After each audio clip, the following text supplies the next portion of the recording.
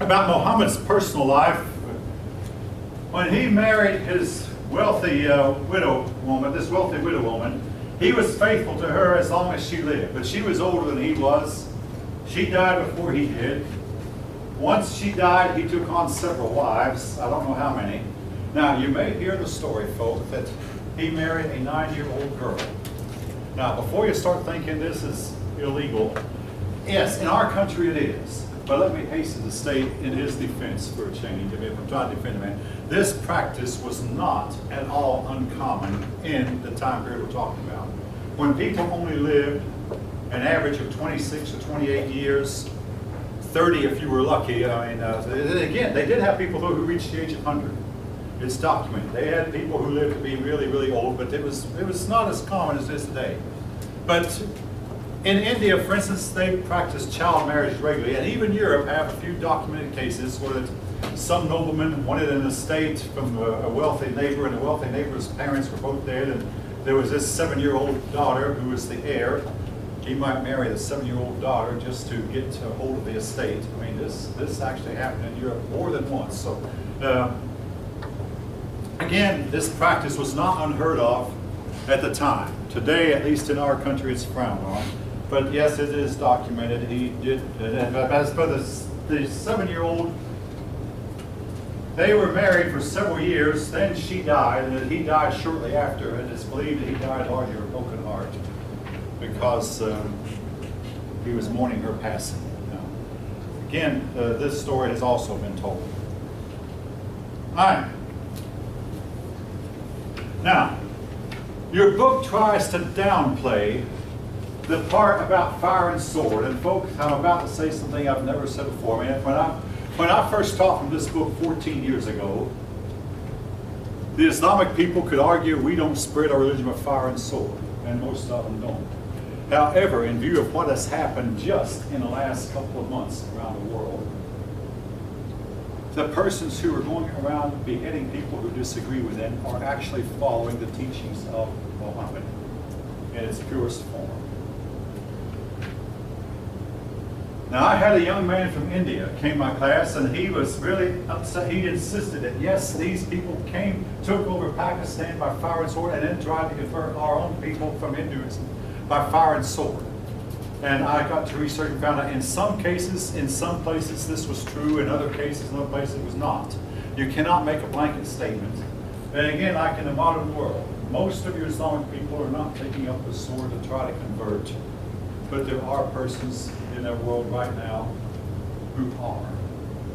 And so, now about Muhammad's teaching of fire and sword, you might hear Islam is a peaceful religion. Well, Muhammad it's almost like he was two different persons. The young Muhammad who started out in his earlier days advocated persuasion.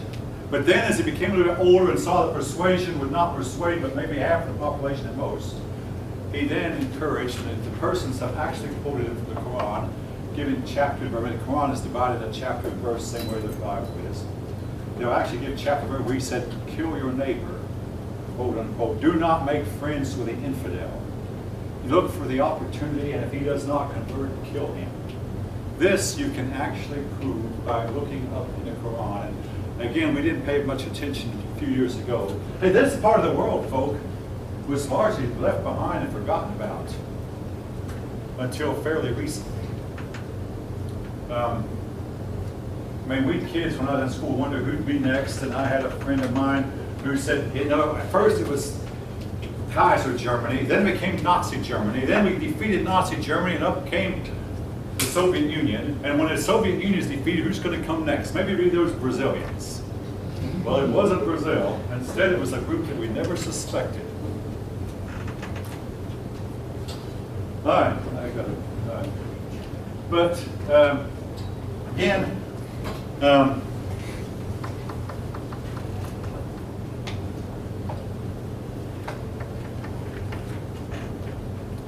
right, before I proceed, anybody else have any other things they want to insert, comments?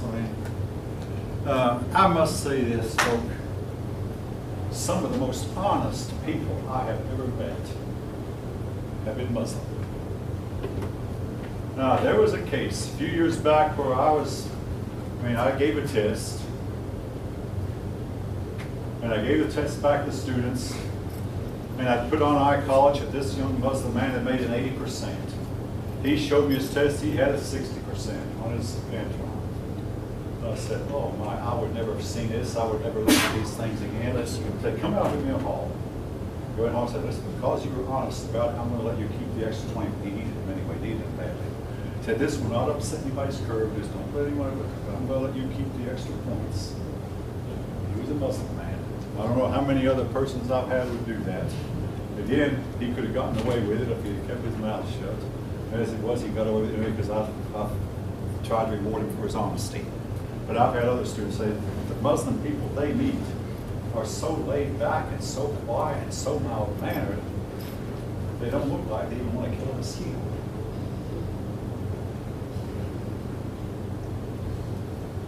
All right. Another thing about Islam is their practice of jihad. Again, your books, the authors state that you have to be careful how you use the term, but again, this book was written a couple years ago, and folks, there's never been a history book that was written a couple years ago that is perhaps as outdated as this one is, as any history book that was written is outdated, because it's like everything about we believe has changed so much. But a jihad, the term has many uses, but for most of us Westerners it means holy war. Now, they believe that if they die in a holy war, they are guaranteed entry to paradise, no matter how crummy a life they've led. Now, I had a student this morning who said, I don't see how blowing yourself up is a holy war. They consider that. Now, basically, some of them will strap explosives to the body underneath their clothes, go out to a busy marketplace or bus or even on an airplane, and blow themselves to pieces and try to take as many people with them as they can. And they believe that by so doing they gain instant access to paradise, where the air is always cool. And keep in mind, the air in this part of the world is much too often really, really sticky hot. Or like a desert, it gets too hot in the daytime and too cold at night. But where they have endless cool weather and 72 virgins to wait on them. And again, some of them want to die in a holy war because it's been said that Islam has no guarantee of salvation other than dying in a holy war. Now, we do have a documented case where Muhammad once asked the question, I wonder if Allah will even have me. And he was Allah's own prophet.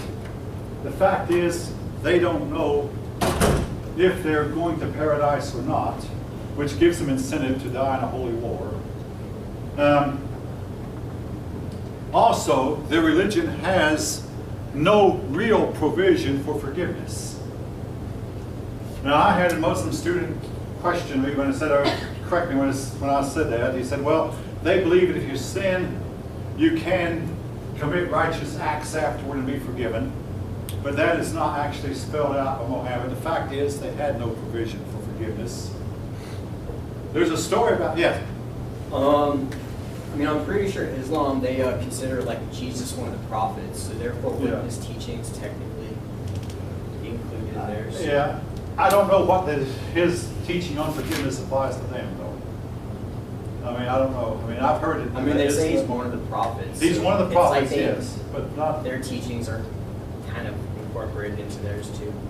Yes. Yeah, they will tell you that they incorporate from the other religions. So whether they incorporate forgiveness or not. Now, I did hear a story about an American who visited this part of the world one time. He was told, he made friends with some Muslims. He was told, now stay away from that man over there. He's a camel thief.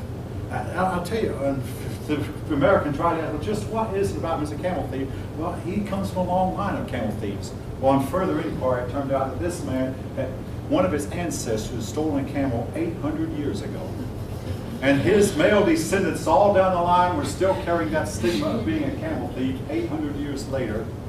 Now that might be a little bit stretched or a little bit extreme, but basically the point I'm making is they believe in righteousness. They believe in punishment for the wicked, but they don't have as such. I mean, it's not been found in right. They have a provision for forgiveness. Now, whether they, what's that? Not necessarily. I think there's forgiveness in Islam. Not necessarily there's no forgiveness at all. There is some. There There is. has to be, because it's like one, I had a girl in It's my just- class one time said, everybody sinned, therefore you have to have some. It's just that sometimes some part of the Quran says like eye for eye, like if somebody Yeah. does bad to you, you give the bad back, you give the bad back to the Yeah. person. But there's forgiveness to some extent. Okay. Yeah, there has to be some.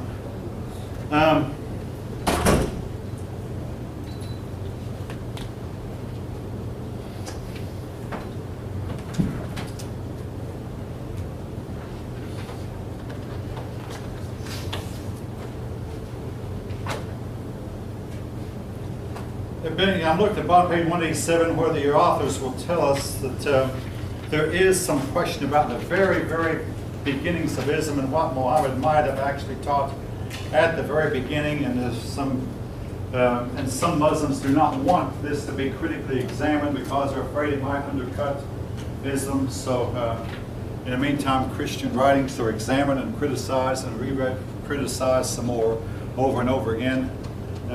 Islam does not allow the Prophet Muhammad to be portrayed in a portrait. We don't know what he looked like. He has never been depicted. And in fact, that carries a death penalty. Anybody who makes a picture of the Prophet Muhammad in a cartoon, again, the death penalty awaits him if they catch him.